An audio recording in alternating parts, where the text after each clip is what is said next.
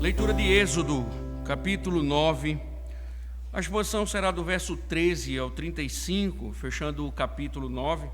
Vamos ler somente o verso 13, introdutoriamente. Leremos o restante no decorrer da exposição. Êxodo, capítulo 9, a sétima praga, verso 13.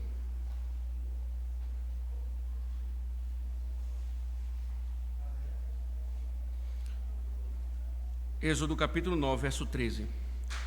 O Senhor disse a Moisés: levante-se de manhã cedo, apresente-se a Faraó e diga-lhe: assim diz o Senhor, o Deus dos Hebreus, deixe o meu povo ir, para que me adore. Oremos. Mais uma vez, Senhor, nós nos aventuraremos, ó Deus, aqui na exposição da Tua Palavra, Deus, apesar de que nós somos pecadores. E obrigado, Senhor, por este privilégio de ser o porta-voz, de ser, ó Deus, profeta ao Teu povo. Mas rogamos, Senhor, que diante da nossa incompetência e incapacidade, rogamos a Tua iluminação, graça e poder.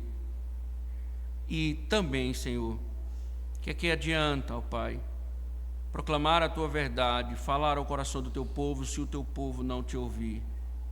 Também, Senhor, abre o coração, o entendimento do Teu povo, Senhor, para que eles Te ouçam, para que eles não respondam como Faraó, na incredulidade, ó Deus, diante da Tua voz.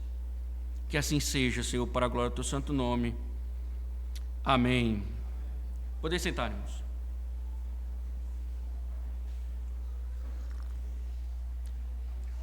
Conforme nós olhamos nas Escrituras, não há nada que se mova no mundo em que Deus não tenha por sua providência ordenado. Você sabe que isso tem implicações óbvias. Se Deus governa em sua providência, isso significa que tem implicações óbvias. Implica dizer que o mundo, os reinos, os homens, as mínimas coisas são soberanamente governadas. Mas isso também implica dizer, meus irmãos, embora por vezes esqueçamos disso, nossa vida também está debaixo desse governo. Não somente Deus governa todas as coisas, mas Ele também governa a nossa vida. Então, é a providência, segundo as Escrituras, quem nos sustenta, alimenta, preserva, veste, mantém a sua vida no eixo, mesmo quando o pecado parece transtornar. Isto é, sem ela, irmãos, sem a providência, nós não somos nada e não existiríamos. Na verdade, irmãos, sem a providência, tudo, simplesmente tudo, seria plenamente um caos. Então a pergunta que nós devemos fazer é, de fato, cremos nisso? Você crê nisso? A grande questão é, você então se afirma, crê numa mão que governa, que administra, que conduz? Será que você de fato tem obedecido à mão da providência? Como é que você tem agido? O que é que você tem feito? Como você tem se comportado diante da mão da providência que lhe governa, que lhe sustenta? Como você tem respondido ao governo de Deus? É interessante, irmãos, porque Faraó, ele não cria. Faraó, ele não cria. 6 pragas, nós já vimos o dedo de Deus e a mão de Deus, já esbofeteavam a insensatez dele, mas sem sucesso. Pelo contrário, o texto mostra que mais insensato ele ficava. Ele, como diz Salomão, ele é um dos homens mais insensatos da Escritura. E talvez, irmãos, ele ainda pensasse que era de fato o poderoso, o Deus do Egito. Mas Deus diz a ele: sua vida está nas minhas mãos, sua vida me pertence, que você já poderia ter sido exterminado se eu quisesse exterminar você, porque sou eu que governo, sou eu que conduzo, sou eu que mantenho você de pé, sou eu que mantenho você no trono. Deus está dizendo: Faraó, entenda, não há uma quebra de braço, mas é a minha misericórdia providencial, que mesmo com todos os golpes, tem sustentado você, mesmo quando você tem agido continuamente em rebeldia. Mas mais uma vez ele não escuta a voz do Senhor. E mais uma vez ele esboça um tipo de arrependimento. Mas quando as coisas voltaram ao normal, Faraó logo revelou sua insensatez e se rebela contra Deus. Hoje falaremos, irmãos, apesar da longanimidade divina, Faraó se recusa a libertar o povo. E aprenderemos com isso, irmãos, que nós não podemos zombar da mão que nos sustenta agindo em desobediência. Nós não podemos zombar da mão que nos sustenta agindo com desobediência. E nós veremos isso, irmãos, em algumas cenas. E a primeira cena, ela compreende do verso 13 ao verso 19. Vale lembrar, irmãos, aqui, introdutoriamente, que essa é a terceira parte de um ciclo de 3 pragas. Então, nós tivemos a primeira, a segunda, a terceira, nós tivemos a quarta, a quinta e a sexta, nós teremos a sétima, a oitava e a nona para o ápice. Então, isso significa que nós estamos caminhando para o desfecho de todo o embate. Por isso que você vai notar uma coisa importante dentro das narrativas a partir de agora. Você vai notar que o ritmo ele vai diminuir, então os relatos eles ficarão mais longos, porque qual é o objetivo de Moisés? É criar um suspense para o grande momento. Então, Moisés está querendo agora nos conduzir para o clímax do confronto entre Deus e Israel, ou entre Deus e o Egito, os deuses do Egito e Faraó. Ou seja, Moisés está nos preparando para o grande momento, o grande triunfo de Deus, que será a morte dos primogênitos. E aí você pode notar isso na narrativa, se você só olhou para o texto, esse capítulo em especial do verso 13 e diante, você vai ver que são narrativas mais longas, porque justamente está nos levando para o ápice. Então, nessa sétima praga, a primeira cena, como vai do verso 13 ao 19, voltemos ao texto para ler e entender um pouco a primeira cena que está em volta aqui nesta praga. Veja o verso número 13 ao verso número 18. O Senhor disse a Moisés: levante-se de manhã cedo, apresente-se a Faraó e diga-lhe: assim diz o Senhor, Deus dos hebreus, deixe o meu povo ir, para que me adore. Pois desta vez enviarei todas as minhas pragas sobre o seu coração, sobre os seus oficiais e sobre o seu povo, para que você saiba que em toda a terra não há ninguém que seja semelhante a mim, porque eu já poderia ter estendido a mão para ferir você e o seu povo com peste, e você teria sido cortado da terra. Mas, em verdade, foi para isso que eu o mantive, para mostrar a você o meu poder, e para que o meu nome seja anunciado em toda a terra. Você ainda vai se levantar contra o meu povo, para não deixá-lo ir? Eis que amanhã, por este tempo, farei cair uma forte chuva de pedras, como nunca houve no Egito, desde o dia em que foi fundado até hoje. Irmãos, uma das coisas que nós devemos lembrar é que o rei, ele tinha uma percepção a respeito do seu governo, ele tinha uma percepção a respeito de si mesmo. Nós já sabemos, existem evidências arqueológicas que registram que ele pensava, que o faraó pensava. Se você lê as profecias de Ezequiel, como nós estamos lendo, se você ler com mais calma, tentando compreendê-la, você vai ver que o rei do Egito, ele se achava o grande senhor sobre a terra. Ele pensava que não existia nenhum como ele na terra. Ele se via como aquele que era soberano, aquele que governava, e lembremos, ele se via como aquele que tem a mão forte. Mas ele estava descobrindo aos poucos, irmãos, e Deus sempre vai ensinando isso a Faraó aos poucos, e novamente Deus vai mostrando ao rei, nessa nova praga, que não havia outro semelhante ao Senhor. Deus está querendo mostrar a Faraó que não existe outro semelhante ao Senhor, e não a Faraó.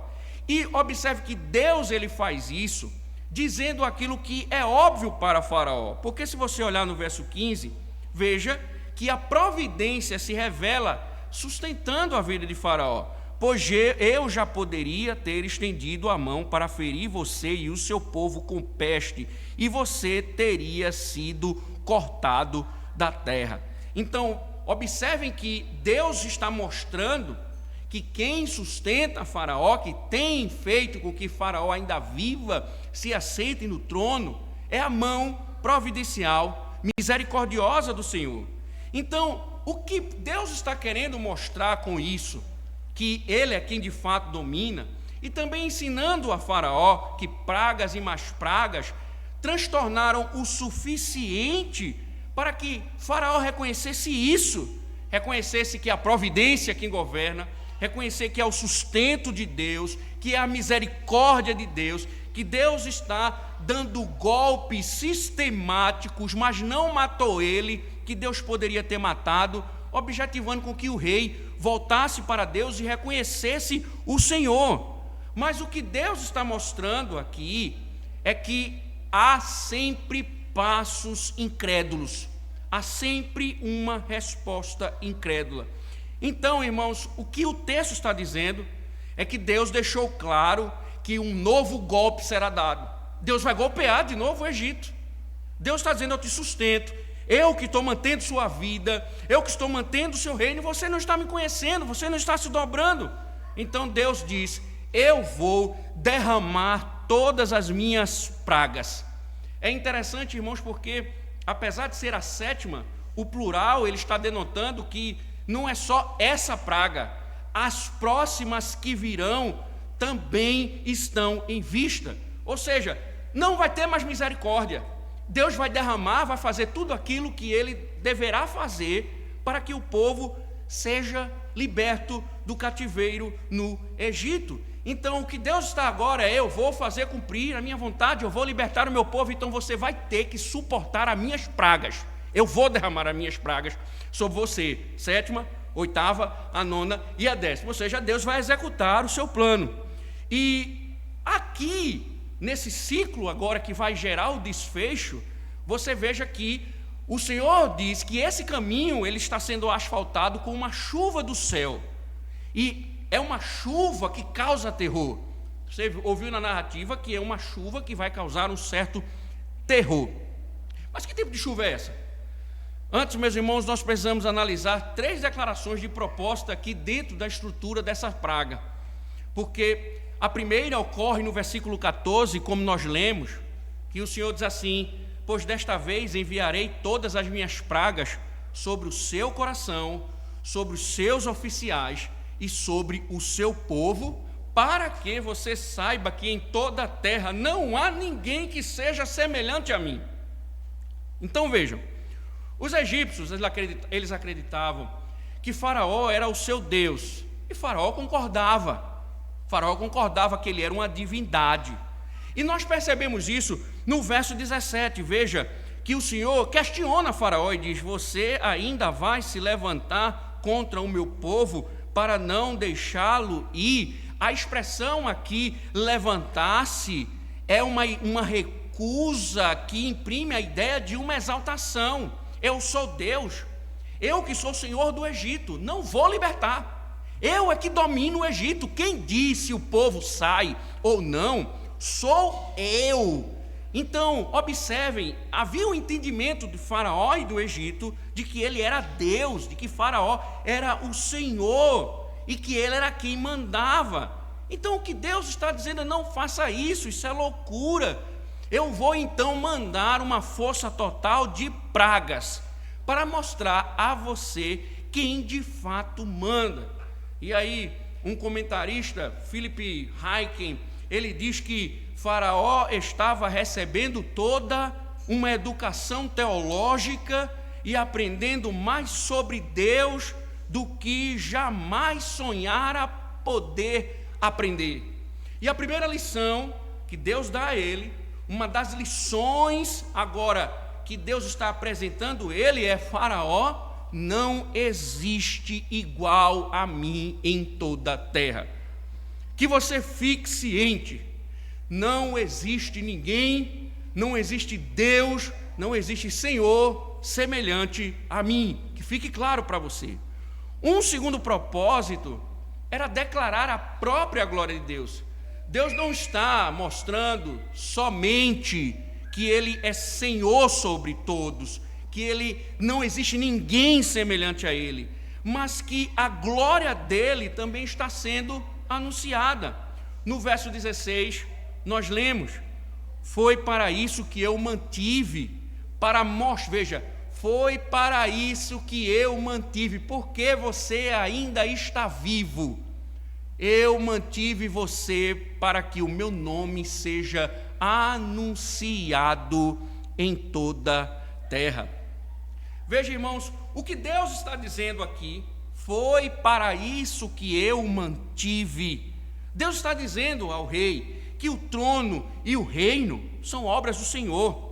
Foi Deus quem o colocou lá, e Deus é quem está ali preservando a vida dele. Deus está dizendo: o propósito disso, que eu já poderia ter te matado, eu já poderia ter te destruído, eu já poderia ter acabado com a terra do Egito, como Ezequiel profetizou no capítulo 30, 31, 32 e 33 de seu livro. Mas aqui Deus está dizendo: eu preservei você com um propósito, mostrar o meu poder a você, e para que o meu nome seja glorificado e anunciado em toda a terra. Irmãos, é interessante, porque os eventos do Êxodo, eles marcam o povo de Deus. Deus vai instruir a Moisés, por exemplo, que a história do Êxodo, ela seja contada aos filhos. A pregação de hoje vai falar sobre culto e filhos. Crianças, venham calmas. Falarei sobre vocês hoje, tá? Hoje é com vocês, viu? Preparem-se, tome um chazinho, e mais tarde o pastor vai vir pegando fogo, viu? Presta atenção. Essa é uma ordenança divina, irmãos. O Senhor, Ele ordena a Moisés que a história do Êxodo seja contada para os filhos. Nós vamos ver que o Senhor vai dizer isso: você vai contar essa história aos filhos e netos, você vai passar isso por gerações. A glória do Êxodo é cantada nos salmos. Existem salmos compostos para exaltar a Deus. Por quê? Porque esse evento, irmãos, vocês já estão percebendo, 7 pragas, 8, 9, 10 pragas, foi um momento inesquecível na história de Israel. Deus triunfou sobre o maior poder do mundo para libertar o seu povo. Mas o que Deus está dizendo a Faraó é que Israel não vai ser o único a saber disso. Deus está dizendo a Faraó: eu mantive você no poder porque o meu nome vai ser anunciado. As outras nações, elas ouvirão essas histórias, e meu nome será proclamado. E é interessante, irmãos, porque no próprio livro de Êxodo, nós vamos descobrir que as nações, elas temem quando descobrem o que Deus fez no Egito. Nós temos narrativas posteriores ao Pentateuco que mostram que o Senhor causou temor nos homens. Por exemplo, os gibeonitas falaram sobre o que o Senhor havia feito no Egito para Josué, temendo Israel. Os filisteus temeram. Se você lê em 1 Samuel capítulo 4, versos 7 e 8, você vai ver que os filisteus, eles temeram quando a arca da aliança entrou no acampamento deles. Quando eles viram Israel e a arca da aliança entrando no acampamento, eles temeram, porque eles se lembraram do que Deus tinha feito no Egito por meio das pragas. Como comenta também o Philip Ryken, as pragas espalharam a fama de Deus por todo o mundo. Então Deus está dizendo a Faraó: eu te mantive eu te mantive aí, para que o meu nome fosse anunciado. E é interessante, irmãos, porque se Êxodo é a história da nossa salvação, as Escrituras, elas deixam evidente que há uma relação com a vinda de Cristo. Por isso que Paulo, quando vai falar sobre a redenção de Israel e a introdução dos gentios na história da salvação. Paulo vai falar sobre a soberana graça de Deus, e ele cita as palavras de Moisés. Ele disse que a salvação em Cristo não depende assim, pois não depende de quem quer ou de quem corre, mas de Deus que tem misericórdia, porque a Escritura diz a Faraó: foi para isto mesmo que eu levantei, para mostrar em você o meu poder e para que o meu nome seja anunciado em toda a terra. Romanos 9, versos 16 e 17. E com essas palavras, irmãos, Paulo louva a Deus, porque Deus afligiu o Faraó com suas pragas. Então hoje, quando nós pregamos Cristo, quando nós anunciamos Cristo, nós estamos louvando a Deus pela vitória dele sobre Faraó. Quando nós estamos proclamando o reino de Deus, nós estamos lembrando que Deus venceu Faraó para libertar o seu povo. Então, quando nós anunciamos Cristo, nós estamos dizendo que Deus, na história, ele venceu um homem mau, um país mau, um povo mau, para trazer liberdade ao seu povo. O último propósito, irmãos, ocorre no versículo de número 29, que não compreende a primeira cena. Veja, dê um pulinho para o verso número 29 e veja o que o Senhor diz. Moisés respondeu: quando eu sair da cidade, estenderei as mãos ao Senhor. Os trovões cessarão e já não haverá chuva de pedras, para que você saiba que a terra é do Senhor. Em outras palavras, irmãos, um dos motivos de Deus fazer tudo isso é que Deus está dizendo a Faraó: eu quero também lhe dizer que eu tenho o poder sobre a criação. Não existe ninguém assim como eu existo, que tem o mesmo poder e a mesma glória. Eu me elevo acima de todos os deuses e todos os reinos. Meu nome será anunciado, mas também eu quero dizer a você, Faraó, eu tenho poder sobre a criação. É interessante, irmãos, porque a palavra hebraica usada no verso número 22 para toda planta do campo é a mesma palavra usada em Gênesis, quando Deus disse: produza a terra relva. Essa conexão verbal, irmãos, é um sinal de que quando Deus enviou as pragas contra o Egito, ele estava, como nós vimos, descriando, se essa palavra existe, ou destruindo as coisas que ele havia criado no passado.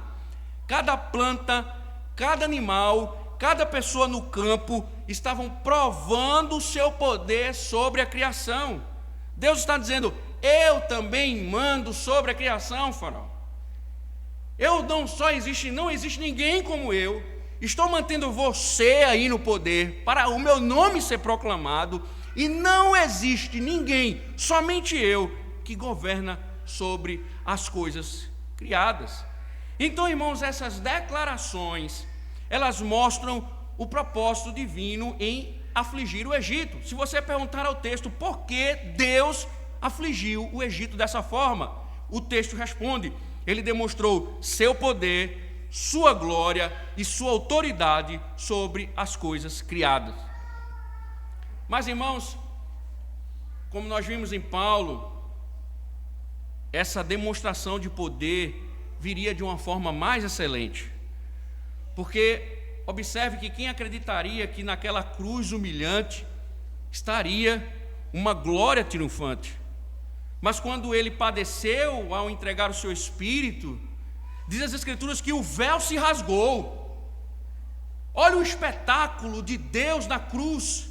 O véu se rasgou, a terra tremeu, as rochas se partiram, os túmulos se abriram e muitos corpos de santos ressuscitaram. Deus fez um estardalhaço no mundo para provar que aquele que estava na cruz era seu filho. Deus abalou o mundo, abalou as estruturas do templo para mostrar que era ele, o filho dele, que ali estava sendo crucificado. É o testemunho do poder de Deus. Então, se Faraó viu Deus mostrar o seu poder, a sua glória, a sua autoridade, o mundo viu Deus mostrar o seu poder, sua glória, autoridade, matando o seu próprio filho, dando testemunho do seu poder diante dos homens. Mas, irmãos, a morte e a ressurreição de Jesus foram também a manifestação do poder de Deus sobre o pecado e a morte. Por isso que agora a boa nova de salvação, ela é proclamada ao mundo inteiro. Ide por todo o mundo, pregai o evangelho. Cristo morreu para que a salvação fosse proclamada. Ele ressuscitou para que a salvação fosse proclamada. E no final, Deus vai ser louvado em toda a terra. Do mesmo jeito, com seu poder, com a sua glória, ele se revelou ao Egito, ele se revelou aos homens no Êxodo crucificado. Mas a grande questão, irmãos, da narrativa, é que Deus está provocando o Faraó a responder, não da forma como ele vem respondendo. Automaticamente isso deve nos fazer uma pergunta ao texto. Diante de tudo que ele estava vendo, se fosse você, pragas, pragas, pragas e mais pragas, o que você faria? Como você responderia? E o que Deus faz, irmãos, não é uma demonstração simples de poder. Deus, quando ele se revela em sua glória e faz algo, ele quer uma resposta. Ele quer que aqueles que estão vendo respondam aquilo que estão vendo e ouvindo. Então Deus queria uma resposta de Faraó. E Deus exige uma resposta de Faraó diante de tudo que ele estava fazendo. Voltemos, irmãos, para a narrativa de Mateus, por exemplo. E se você lembrar bem, quando o véu do templo se rasgou, as trevas cobriram o mundo, os terremotos surgiram, os homens ressuscitaram no túmulo. Diz Mateus que o centurião e os que estavam com ele, vendo o poder divino diante dos seus olhos, reconheceram: este é verdadeiramente o Filho de Deus. Deus exige uma resposta. E só há duas maneiras, irmãos, de responder: crendo ou duvidando. Veja o verso 19. Agora, pois, mande recolher o seu gado e tudo que você tem no campo. Todas as pessoas e os animais que estiverem no campo e não forem levados para casa, morrerão ao cair sobre eles a chuva de pedras. Irmãos, veja que pela primeira vez há uma diferença aqui das outras pragas, porque pela primeira vez Deus avisa a Faraó: vou fazer assim, se esconda, saia, vá esconder. Deus está concedendo, olha a longanimidade de Deus. Deus está dizendo: olha, vou te dar a oportunidade de você se proteger. O Senhor diz: a praga estava a caminho, mas você tem a oportunidade de se abrigar. Eu vou derramar uma chuva. Irmãos, o que você pensa, né? Você imagina que diante de Faraó, do que Faraó viu, Deus não falhou em nenhuma palavra. Ele deveria seguir o conselho de Deus. Mas você vê que ele recusou-se a tirar os seus rebanhos do campo. E ele não só deixa os rebanhos, mas ele deixa o trabalho continuar normalmente. Os funcionários lá trabalhando e cuidando de tudo, e o gado lá no campo. E qual é a explicação para isso, irmãos? A única explicação que os teólogos chegam à conclusão é que Faraó ainda estava com fé nos seus deuses. Porque existiam deuses também que personificavam a natureza. Então ele estava pensando, não, eu acredito que os deuses vão me livrar desta vez. Eu tenho um Deus aqui que sustenta os céus, que sustenta a umidade, que sustenta o vento, que sustenta a tempestade, que manda nas nuvens. Então, esses deuses não vão falhar. Mas espera aí, Faraó teve exemplos dos deuses falhando. Como é que ele poderia confiar nos seus deuses? Ninguém mais poderia confiar em Deus nenhum no Egito. Os deuses estavam colapsando. Cada praga Deus estava dando golpes e golpes e golpes nos seus deuses. E ninguém estava mais acreditando, só Faraó e alguns oficiais. E aí, a narrativa vai mostrar que um grupo de oficiais, dentro da corte de Faraó, diz, opa, vamos devagar, porque a situação não é tão simples. Veja o verso número 20, que ele diz, aqueles oficiais de Faraó que temiam a palavra do Senhor, fizeram com que os seus servos e o seu gado fugissem para as casas. Veja, o que o texto está dizendo, irmãos, eles obedeceram ao Senhor, eles reagiram com temor àquilo que Deus estava falando. O texto sugere que há um sinal de fé aqui brotando entre os oficiais de Faraó. E tudo indica, irmãos, que esse núcleo sai também do Egito com Israel. Porque no capítulo 12 e verso 38, você vai ver que o Senhor declara que Israel e um misto de gente saíram do Egito. Isto é, irmãos, mesmo quando o Senhor estava punindo Faraó pelos seus pecados, ele também estava anunciando a sua palavra aos egípcios. E, irmãos, esse plano fica claro no decorrer da revelação. Profecias a respeito do favor de Deus sobre o Egito são registradas em Jeremias, em Ezequiel, em especial no capítulo 29, em Isaías, em especial no capítulo 19. E quando essas promessas se cumpriram?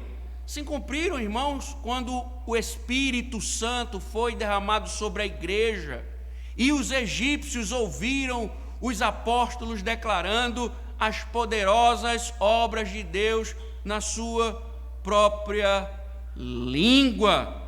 Então, veja, Deus, com toda a incredulidade egípcia, com toda a incredulidade do rei, quando começou a golpear os deuses do Egito, também começou a golpear corações egípcios. Homens egípcios começaram a ver que ali era Deus, ele era o Senhor, e começaram a temer a palavra dele. Ao contrário de Faraó, eles estavam temendo agora o que Deus estava dizendo.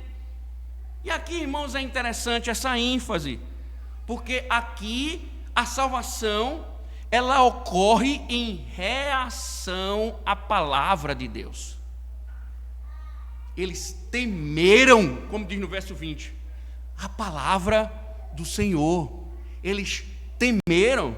Temer aqui, irmãos, o hebraico, ele mostra que eles temeram no sentido de que eles trataram a palavra de Deus com reverência e respeito. Eles viram que ali era algo a se submeter e não a zombar. Eles acreditaram que ali o verdadeiro Deus estava dizendo, e por isso diz o texto que quando obedeceram, saiam, nós não vamos, é Deus quem está falando, saiam os funcionários, escondam o gado, para que vocês não sofram o juízo de Deus. Não é interessante, irmãos, porque esse mecanismo vai sendo apresentado. Por quê? Porque não é assim que a salvação se revela, ela é uma reação à palavra de Deus com fé e obediência. Deus prega a sua palavra, Deus revela a sua vontade, os homens respondem à palavra de Deus com fé, obediência e submissão. Então Deus nos diz que somos pecadores perdidos, aguardando o juízo. Se não cremos em Jesus Cristo e no seu sacrifício, estamos perdidos. Então essas são palavras que devem ser temidas, devem ser obedecidas, porque ela traz salvação. Ela traz salvação. Mas nem todos temem, irmãos. Mas nem todos temem. Na verdade, a maioria não deu ouvidos à advertência de Deus. Nós sabemos disso, porque no verso 30, você vai ver, Moisés diz a Faraó: quanto a ti, veja o verso 30, mas quanto a você e aos seus oficiais, eu sei que ainda não temem o Senhor Deus. E também, irmãos, porque no fim desse episódio, os mesmos homens endurecem os seus corações. Veja o verso 34, quando Faraó viu que cessaram as chuvas, as pedras e os trovões, tornou a pecar e endurecer o coração, eles e seus oficiais. Veja, o que o Senhor está dizendo aqui, eles não apenas endureceram seu coração, mas também ensurdeceram seus ouvidos. Esse núcleo aqui, que estava seguindo o rei, eles não se submeteram. E aí volte lá para o verso 21, veja o que diz: aqueles, porém, que não se importavam com a palavra do Senhor, veja, aqueles que não se importaram com a palavra do Senhor, deixaram que os seus servos e o seu gado ficassem em campo. Veja, irmãos, enquanto uns disseram: esta é a palavra de Deus, vamos tirar os nossos funcionários e o gado para que eles não se submetam, ou para que eles não sofram o juízo de Deus, outros disseram: nós não vamos fazer, nós não cremos.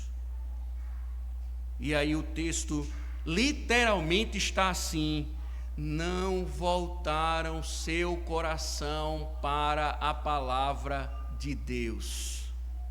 Irmãos, aprendamos uma coisa: um coração que não está voltado para a palavra de Deus está posto contra a sua vontade. Um coração que não se submete à palavra de Deus está posto para a rebeldia, está posto para desobedecê-lo. Por isso, irmãos, os incrédulos oficiais do Faraó decidiram se arriscar. Eles decidiram: nós vamos continuar. E o pior erro que a pessoa pode cometer, não se esqueça disso, o pior erro que a pessoa pode cometer é descrer na palavra de Deus. É não submeter à palavra de Deus, é o pior erro que ela pode cometer. Veja o verso número 22 ao verso número 25. Então o Senhor disse a Moisés: estenda a mão para o céu e cairá chuva de pedras em toda a terra do Egito, sobre as pessoas, sobre os animais e sobre toda a planta do campo na terra do Egito. E Moisés estendeu o seu bordão para o céu, e o Senhor deu trovões e chuva de pedras, e fogo desceu sobre a terra, e o Senhor fez cair chuva de pedras sobre a terra do Egito, de maneira que havia chuva de pedras e fogo misturado com a chuva de pedras, tão grave como nunca houve em toda a terra do Egito, desde que veio a ser uma nação. Por toda a terra do Egito, a chuva de pedras destruiu tudo que havia no campo, tanto pessoas como animais. A chuva de pedras destruiu também todas as plantas do campo e quebrou todas as árvores do campo. O que o texto, em resumo, está dizendo é: que tempestade! As pedras aqui, os estudiosos chegam à conclusão que se tratavam pedras de granizo. Chuva, pedras de granizo, chuva muito forte. E diz o texto, irmãos, veja que impressionante: Diz o texto que havia misturado com toda essa chuva trovões e relâmpagos. Literalmente, o hebraico diz assim: houve grandes bolas de fogo estourando por toda parte. Veja, o que estava ali acontecendo numa chuva forte, pedras de granizo caindo, trovões, relâmpagos, como diz o texto, bolas de fogo. Isso lembra algum lugar? Isso lembra alguma imagem, alguma passagem? Sim, os termos apontam para algo semelhante ao monte do Senhor, quando ele vai descer e falar com Moisés, lá na sua glória, revelando no topo do monte a sua lei ao seu profeta. O que então Moisés está querendo dizer? É que agora a libertação virá, porque Deus desceu no Egito, e agora está lá com sua presença aterrorizante, ele está lá com seu poder e a sua glória, punindo os egípcios. Diferente do que aconteceu com Moisés no monte, lá no Êxodo, Deus está lá agora, ele desceu para punir os egípcios com o seu poder por causa dos pecados deles. E que poder, irmãos, que poder, porque Moisés vai deixar claro que a terra estava totalmente arruinada. Deus andou na terra do Egito, destruindo tudo com o seu poder. Veja o verso 31 e o 32, veja: o linho e a cevada foram destruídos, pois a cevada já estava na espiga e o linho estava em flor. Porém o trigo e o centeio não sofreram dano, porque ainda não havia crescido.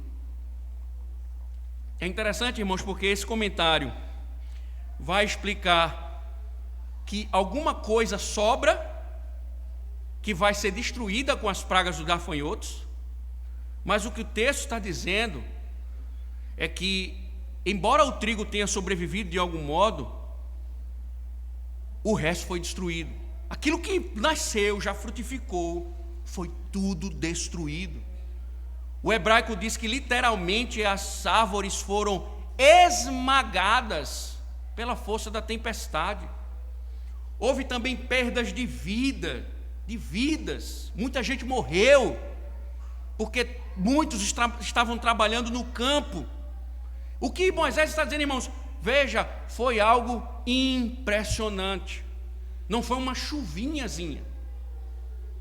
Não foi uma chuvinha que por vezes acometem. Irmãos, eu fiquei a lembrar, imaginem Currais Novos, eu sempre digo que aqui tem um espetáculo de trovões que eu nunca vi na minha vida. Se você tiver com o coração precisando urgentemente de uma avaliação cardiológica, se você não tiver cuidado, você morre no meio da rua com um estrondo. Agora imagine, irmãos, estrondos, chuva de granizo, relâmpagos, trovões, fogo. Foi algo aterrorizador que Deus provocou no Egito. Foi algo impressionante, que no verso 18 o próprio Moisés vai dizer: nunca aconteceu isso no Egito. Nunca essa foi a pior de todas as tempestades. Porém, irmãos, é mais uma demonstração do poder de Deus sobre os deuses do Egito. Não somente isso, mas uma demonstração da justiça divina, mostrando que Faraó estava recebendo aquilo que exatamente merecia, uma tempestade tão má quanto o seu coração. Você está duro, Faraó? Você não quer me obedecer? Você não quer me submeter? Então eu vou mostrar mais ainda o meu poder sobre você. Isso deve nos advertir, irmãos, para prestarmos muita atenção à palavra de Deus. Quando Deus fala, como você reage? Quando Deus fala ao seu coração: arrependa-se, converta-se, mude os seus caminhos, se submeta à minha vontade, como você reage? Como você vê essa voz? O que você tem feito com ela? Só existem duas maneiras, irmãos, temendo ou descrendo. crendo ou ignorando. Não existe outro caminho. Ou você vai se submeter à vontade de Deus, ou você vai se submeter àquilo que Deus ordena, ou você irá se rebelar contra Deus. E temer a palavra de Deus, meus irmãos, significa crer na boa nova de Jesus Cristo, aceitá-lo como Salvador e Senhor. O problema é que nós queremos um Salvador, nós não queremos um Senhor. Nós não queremos alguém que governe nossas vidas, que diga que como nós temos que viver, o que nós temos que fazer, porque nós queremos Salvador e não queremos Senhor. Nós queremos ser como Faraó, nosso próprio Deus. Nós confiamos nos nossos deuses, por isso que nós não tememos a palavra de Deus. Por isso que Deus fala todo domingo ao seu coração, e você anda surdo, e você continua nos seus caminhos, fazendo o que você bem entende, ignorando a palavra de Deus. E Deus diz: eu preciso ser Salvador e Senhor. Quando Deus deu a lei, Ele disse: eu sou o Senhor que te tirei da terra do Egito, da casa da servidão.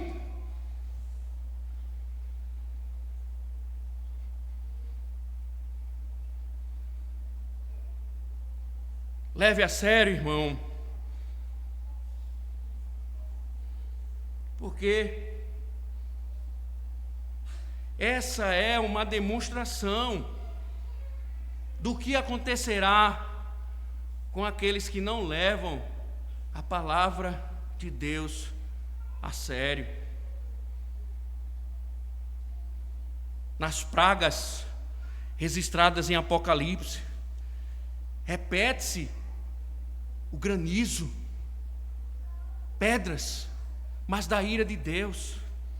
Diz Apocalipse capítulo 16, que no desfecho da história humana, derramou o sétimo anjo a sua taça pelo ar, e saiu uma grande voz do santuário do lado do trono, dizendo: feito está!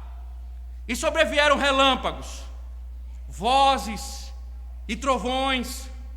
Também desabou do céu sobre os homens grande saraivada, com pedras que pesavam cerca de 1 talento. E por causa do flagelo da chuva de pedras, os homens blasfemaram de Deus, porquanto o seu flagelo era sobremodo grande. Veja, no dia do juízo, Deus derramando a sua ira, e os homens se voltam contra Deus, reclamando do seu juízo.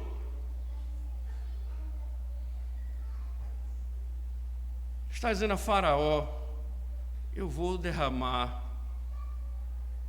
Ele e uma parte dos seus oficiais não creram. Deus derramou o seu juízo. Irmãos, Faraó é um desenho, muitas vezes, da nossa corrupção. Nós estamos todo domingo ouvindo a voz de Deus e não estamos nos importando. É como se Deus não estivesse falando, Deus ameaçando, Deus dizendo: eu vou derramar o meu juízo, eu vou derramar a sua ira, a minha ira, me obedeça, se curve a mim, ande nos meus caminhos, faça a minha vontade. E nós zombamos, irmãos, a palavra de Deus e achamos que tudo vai ficar bem. Não vai ficar. Aprenda isso. Desobedecer à vontade de Deus deliberadamente, incredulamente, com o coração endurecido, você receberá o juízo de Deus.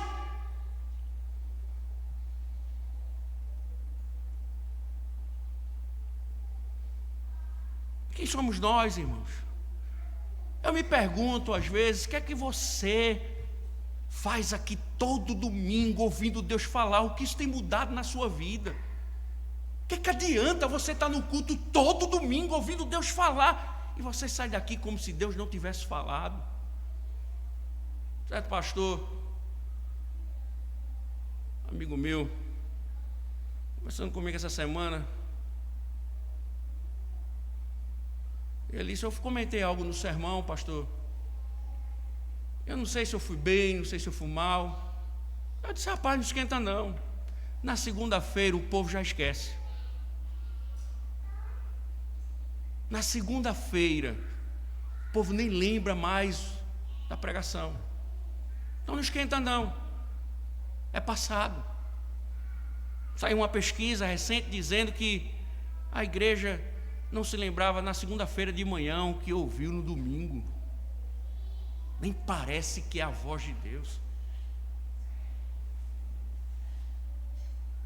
A forma como nós tratamos, irmãos, a pregação diz muito sobre nós. Muito. A forma como você ouve e se submete diz muito sobre você. Porque se você ouve, olha, chuva de pedras,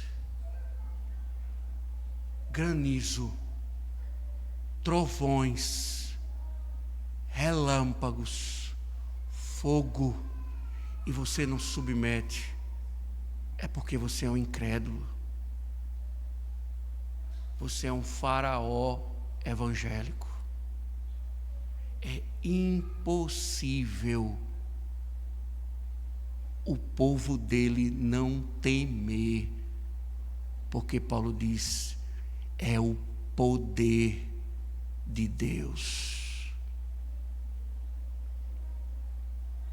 E a única maneira, irmãos, de permanecer seguro é crer em Deus e ser servo dele, crer em Jesus Cristo e torná-lo Senhor sobre nossas vidas.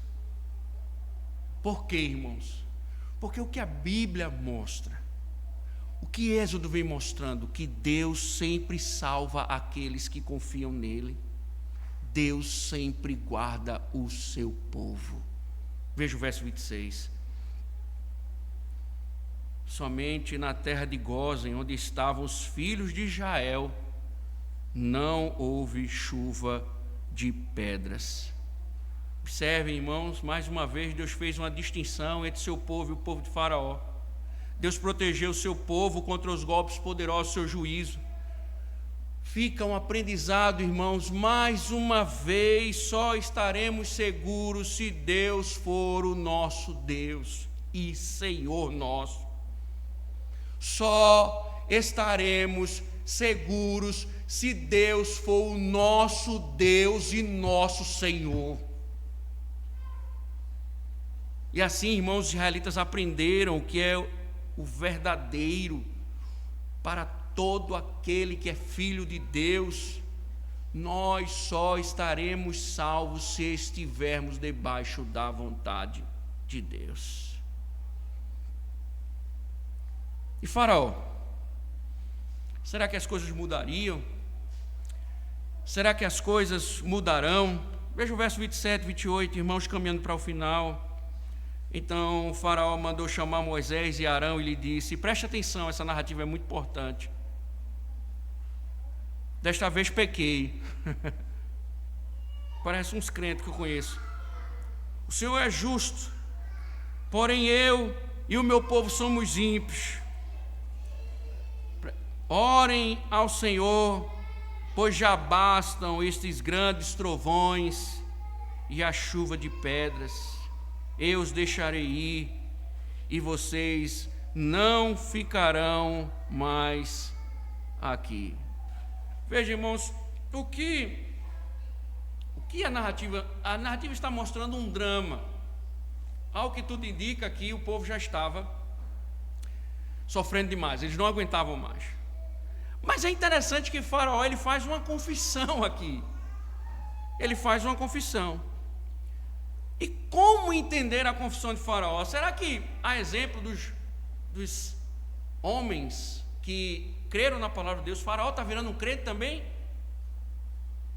Porque pela primeira vez aqui em todas as narrativas, ele diz assim, pequei.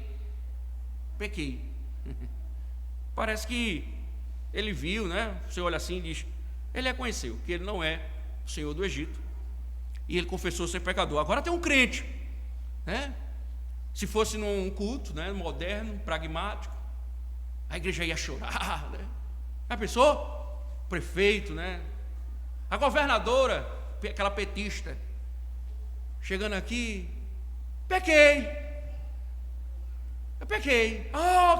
Agora é crente, né? Parece que a coisa...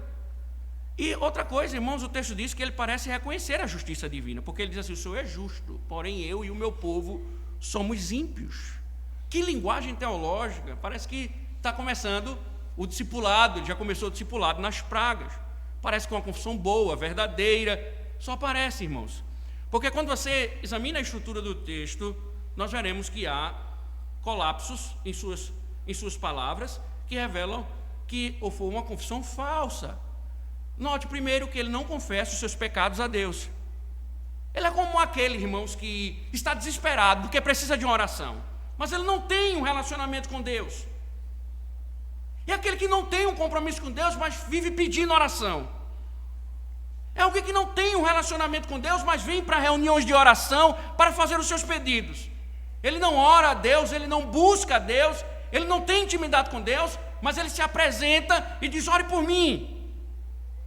Spurgeon, irmãos, ele disse, comentando esse texto, que há uma medida de fé que serve para aumentar a condenação de um homem, já que ele deveria saber que, se aquilo em que ele acredita é verdadeiro, a coisa correta a fazer seria orar pessoalmente e não pedir oração.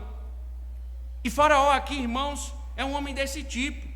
Sua indisposição de orar explica, talvez, porque Moisés tratou sua confissão com ceticismo. Veja novamente o verso 29, verso 30. Moisés respondeu: quando eu sair da cidade, estenderei as mãos ao Senhor, os trovões cessarão e já não haverá chuva de pedras, para que você saiba que a terra é do Senhor. Mas quanto a vocês, seus oficiais, eu sei que ainda não temem o Senhor Deus. O que Moisés está dizendo: eu sei que vocês estão confessando com falsidade. Eu sei que é mentira de vocês. Porque ele sabe que quando alguém confessa seus pecados de verdade, ele vai a Deus. Por que, irmãos, não há arrependimento sem temor de Deus? Não há arrependimento quando nós não tememos a Deus. Por que, irmãos, nós precisamos reconhecer mais do que qualquer outra coisa que o pecado não é uma topada, que o pecado não é um erro, não é um equívoco, não é um desleixo, é uma ofensa contra a santidade de Deus. Você está ofendendo a Deus, você está indo contra Deus, você está ofendendo o Senhor, que é santo e não sabe o que é pecado. E uma confissão que não reconhece o pecado sem temer a Deus é uma confissão falsa, que não cumpre os padrões do arrependimento verdadeiro. E quantas vezes a gente vê pessoas na igreja que são falsas no arrependimento, dizem que eu me arrependi, mas na verdade o coração continua incrédulo, fazendo as mesmas coisas, seguindo os mesmos caminhos. E porque acham que um dia disseram que amam a Deus, que porque acham que um dia abriram a boca e disseram pequei, eles de fato se arrependeram. Mas quem não reconhece o pecado e teme a Deus, porque reconhecer o pecado e temer a Deus é abandonar aquilo que se confessa.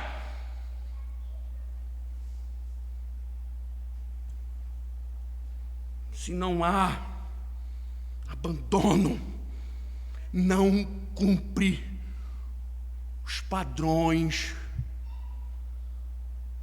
do arrependimento bíblico. Quantos irmãos não chegam diante dos céus dizendo: eu pequei, eu me arrependo, mas nunca se arrependeram.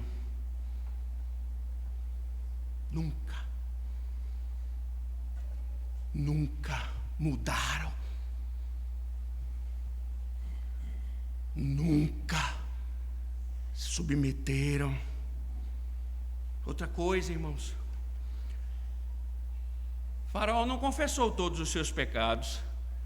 Ele disse: desta vez pequei. E a produção de tijolos?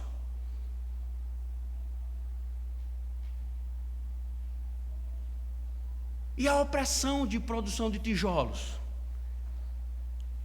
E os meninos bebês que ele tentou afogar no Nilo? Outra coisa, a estrutura hebraica, sabe o que está denunciando? Que na verdade ele está minimizando o seu pecado.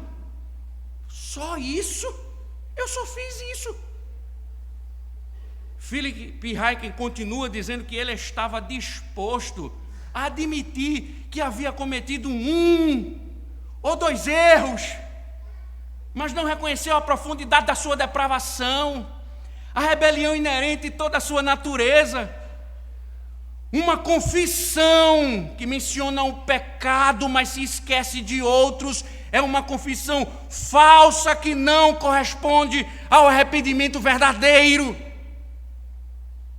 É aquela ideia: eu vou amenizar, eu não sou tão mal assim, eu não sou tão pecador assim, porque eu não estou guardando o 4º mandamento. Eu não sou tão pecador assim, porque eu estou adorando num culto falso. Eu não sou tão pecador assim, porque assisto rios com imoralidade. Eu não sou tão pecador assim, porque não faço isso ou aquilo. E a gente se aproxima de Deus como se assim: Deus, eu sou a vítima disso tudo. Eu que sou a vítima do pecado. Não é responsabilidade minha. E é assim que nós nos aproximamos de Deus. Deus está dizendo: isso não corresponde ao arrependimento verdadeiro. Porque o arrependimento verdadeiro, ele faz como aquele homem no templo e diz: Senhor, tem compaixão de mim, que eu sou pecador, eu sou um miserável. Quantos irmãos da igreja não são como o jovem rico, que diz: eu cumpro os mandamentos de Deus, mas tem seu coração na idolatria, no dinheiro, em tantas outras coisas, mas acha que é justo diante de Deus. Deus está dizendo, meus irmãos, todos os nossos pecados ofendem a Deus.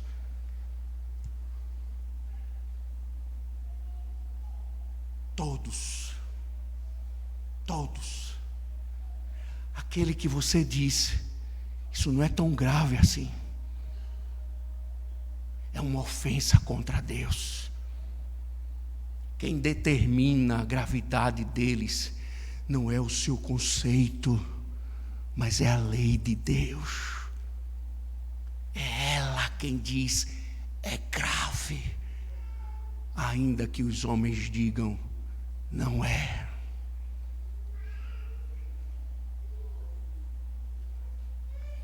Faraó, irmãos, não abandonou os seus pecados. Sofria, mas era um falso arrependido. E a prova disso, irmãos, está no final da passagem, 33 a 35. Moisés saiu da presença de Faraó e da cidade e estendeu as mãos ao Senhor. Cessaram os trovões e a chuva de pedras, e não caiu mais chuva sobre a terra. Quando Faraó viu que cessaram as chuvas, as pedras e os trovões, tornou a pecar e endureceu o coração, ele e os seus oficiais. E assim Faraó, de coração endurecido, não deixou ir os filhos de Israel, como o Senhor tinha dito a Moisés. Veja, irmãos, que coisa impressionante.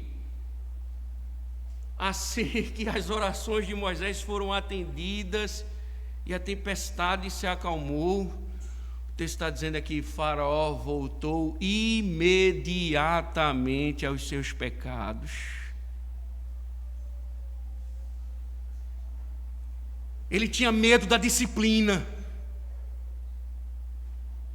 mas não tinha temor a Deus. Ele tinha medo das pragas, mas ele não temia a Deus. Para usar outras palavras, ele odiava as consequências do pecado, mas jamais ele odiou o pecado.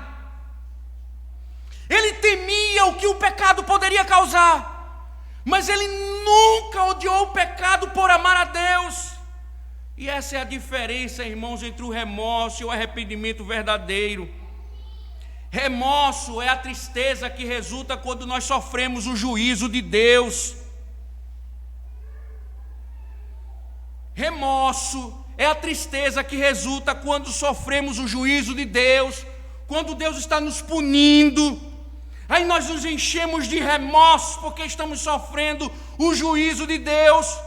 E o remorso só é útil quando ele ajuda a convencer o pecador a se arrepender. Mas o que acontece, irmãos? Muitas pessoas estão cheias de remorso pelo que está acontecendo com elas, sem jamais se arrependerem dos seus pecados. Estão tristes por tudo que está acontecendo, mas nunca arrependidas dos seus pecados. Elas temem as consequências, o juízo de Deus. Elas temem a sujeira da brasa, mas não temem a queimadura da brasa.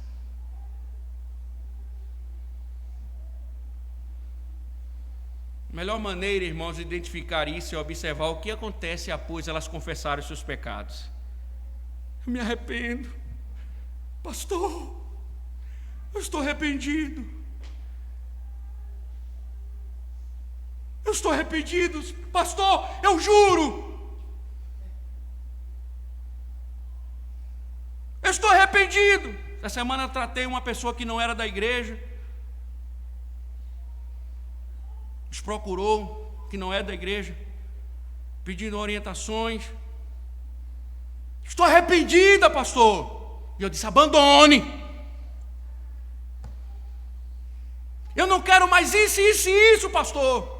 E eu disse: largue, deixe, ame o Senhor, volte-se para a igreja, se submeta à palavra de Deus. No outro dia, ela voltou para os seus pecados. E eu tinha dito: você, se não tomar cuidado, vai voltar para os seus pecados amanhã. E o diabo vai lhe convencer que não é tão mal assim. O arrependimento, irmãos, verdadeiro é uma transformação completa do coração, que produz uma transformação completa de vida. Não é simplesmente dizer: eu pequei, eu preciso mudar, eu preciso desfazer, refazer, eu preciso abandonar todos os maus hábitos e colocar em mim novos hábitos. Por isso, irmãos, Moisés diz: a sua confissão é só temporária.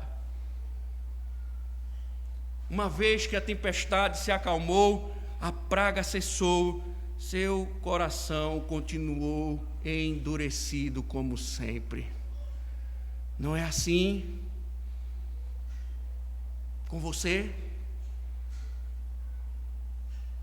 Quando você está diante do juízo de Deus, você diz: eu me arrependo, Senhor, livra-me deste juízo. Quando o Senhor cessa a mão, você volta para os mesmos pecados.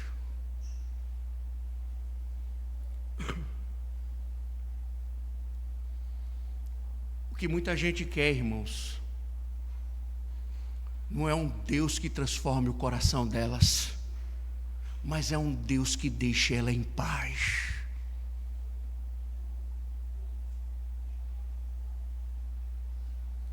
O que muita gente não quer não é um Deus que transforme o coração dela, mas é um Deus que me deixa em paz para eu fazer o que eu quero. Mais uma confissão, irmãos, que não leva à obediência é uma confissão falsa, que não cumprem os padrões de arrependimento verdadeiro. Por isso que Deus está dizendo a Faraó: não zombe da minha mão, da mão da providência, porque sou eu quem te sustento, senão eu já teria te destruído. Uma análise, irmãos, minuciosa da confissão de Faraó mostra que ele era um quase crente. Vamos dizer assim, como nossos dias, um amigo do Evangelho. Um amigo do Evangelho. Mas o arrependimento dele não levou ao temor a Deus. Reflete você, meu irmão. Reflete você. Porque o que a Escritura está mostrando é que isso é um perigo mortal, o arrependimento parcial.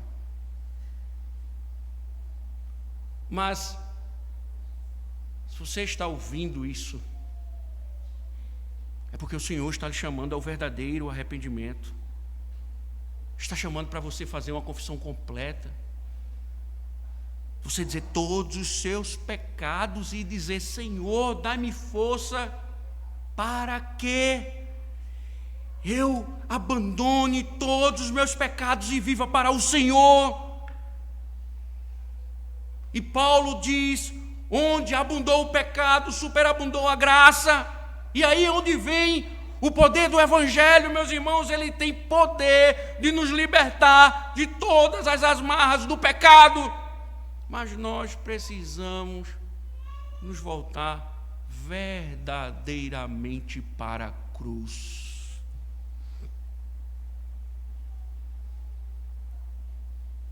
Precisamos dizer a Deus, meus irmãos, que realmente nos arrependemos de todos os nossos pecados e então começar a caminhar em obediência nova com a ajuda da graça de Deus. O que você fará quando sair daqui? Faraó endureceu o coração, vai ter que lidar com a 8ª praga. Você vai aguentar até quando? Até quando? Cuidado, a 10ª vai chegar. A 10ª vai chegar. Hoje é mais um dia que o Senhor nos chama ao arrependimento, para ver se estamos zombando da mão da providência com nossos falsos arrependimentos. Oremos ao Senhor. Ó bendito Deus, Senhor soberano sobre todas as coisas, louvamos o Teu nome por isso. Livra-nos, ó Deus, de nós mesmos, da nossa própria natureza, da nossa própria corrupção, daquilo que é falso, ó Deus, e que achamos que é verdadeiro. Nos leva a um arrependimento genuíno, Senhor, para que Te sirvamos com amor e com fervor, obedecendo a Tua vontade, Senhor. Não nos deixe ser conduzidos por um coração incrédulo, mas como os oficiais, Senhor, obedeceram a Tua palavra, que saiamos daqui com um coração submisso, obediente ao Senhor. Amém. Louvemos